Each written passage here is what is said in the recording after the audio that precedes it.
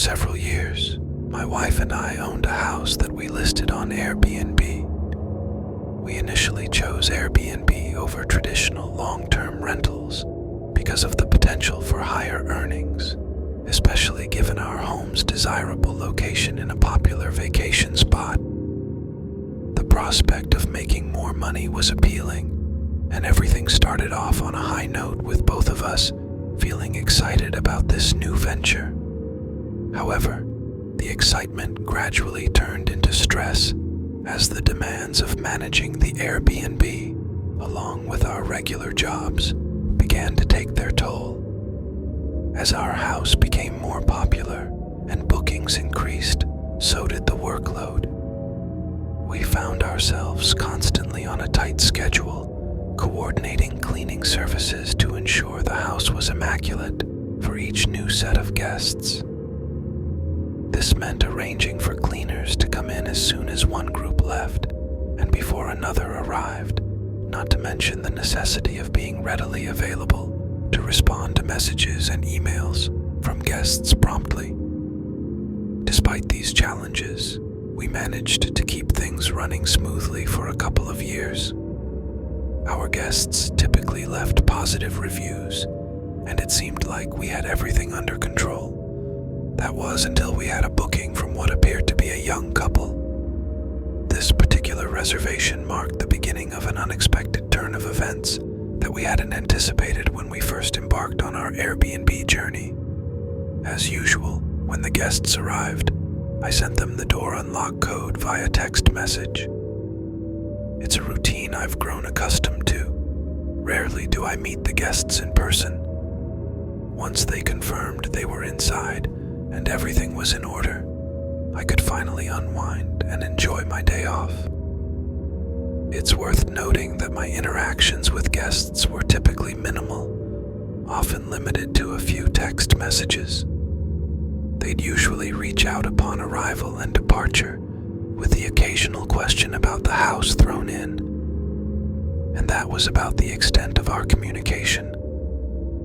As the clock struck 9 and I was about to wind down for the night, a text notification popped up on my phone from the young man staying at our Airbnb. It was brief, mentioning he would call me shortly.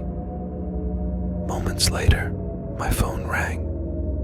Despite feeling a sense of unease at the unexpected message, I still found myself caught off guard by what he had to say.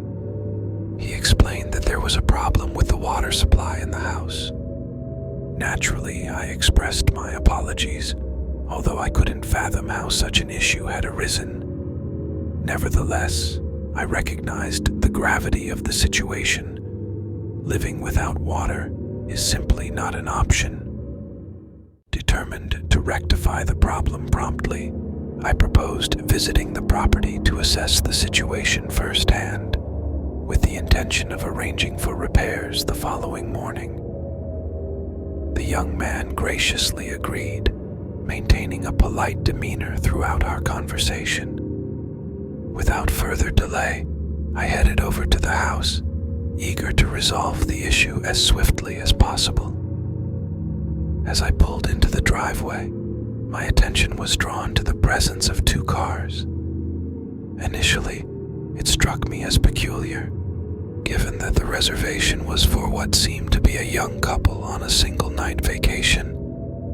I couldn't help but wonder why they would each have their own vehicle.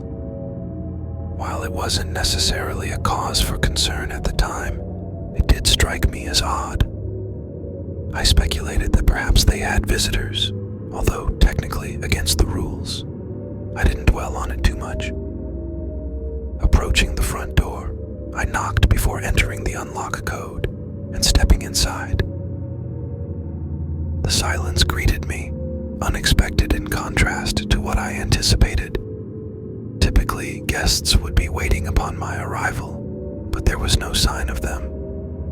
In hindsight, I probably should have taken a moment to search for them, but fatigue weighed heavily on me, and all I wanted was to resolve the issue swiftly.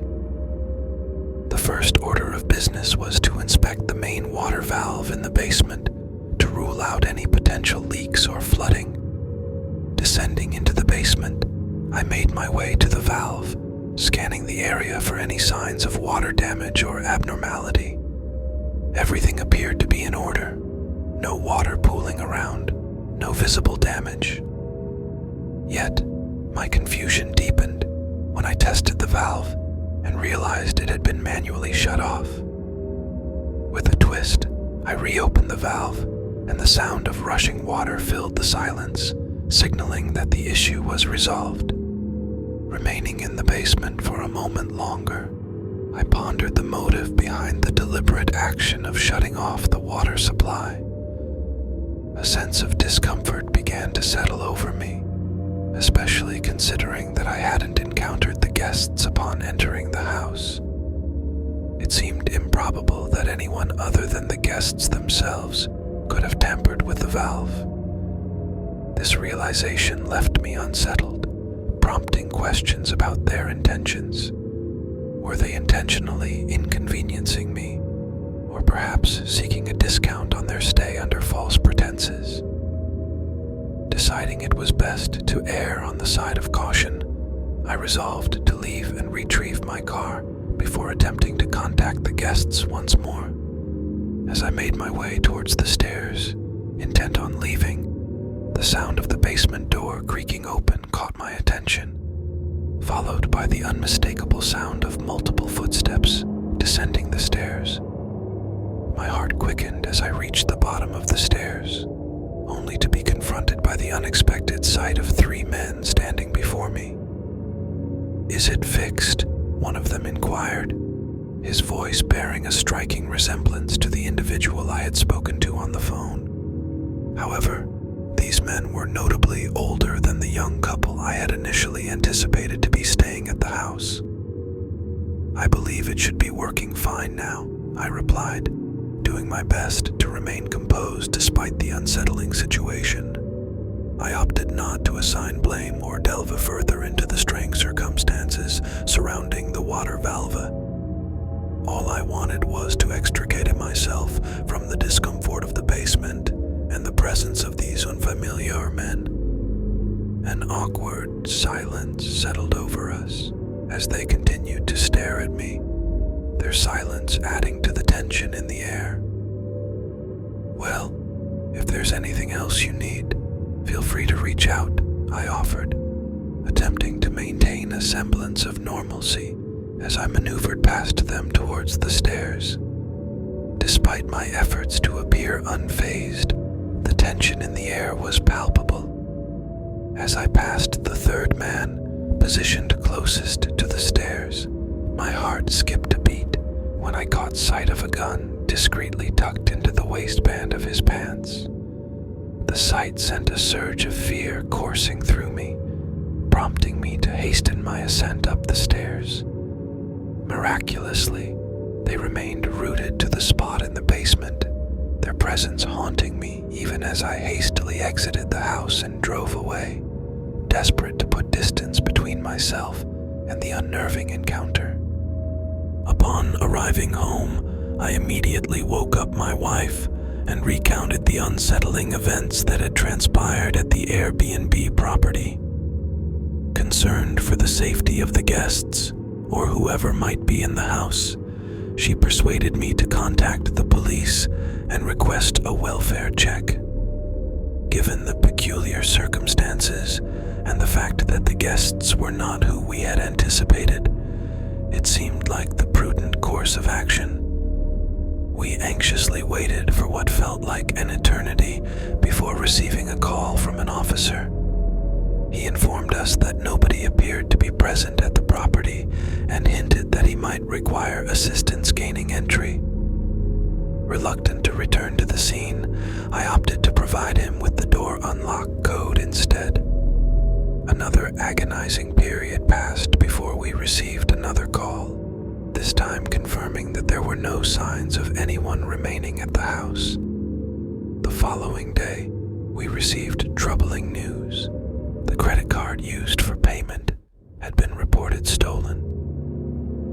As we surveyed the house, it became apparent that the situation was even more dire than we had initially feared. Several valuable decorations decorations and appliances had been stolen as well. It dawned on us that there likely never was a young couple staying at the property. It was all a ruse. What remained perplexing was their motive for tampering with the water supply. Perhaps it was an attempt to dissuade us from charging them for their stay, thereby prolonging their unauthorized use of the stolen card. Alternatively, it's unsettling to consider the possibility that they had intended to rob me at gunpoint. However, their failure to follow through on such a menacing plan left me baffled. In the aftermath of this harrowing experience, I made a conscious decision to avoid visiting the property when guests were present. Several months later, we made the difficult decision to cease our involvement with Airbnb altogether, opting instead to put the house up for long-term rent. It was a choice driven by the desire to prioritize our safety and peace of mind above all else.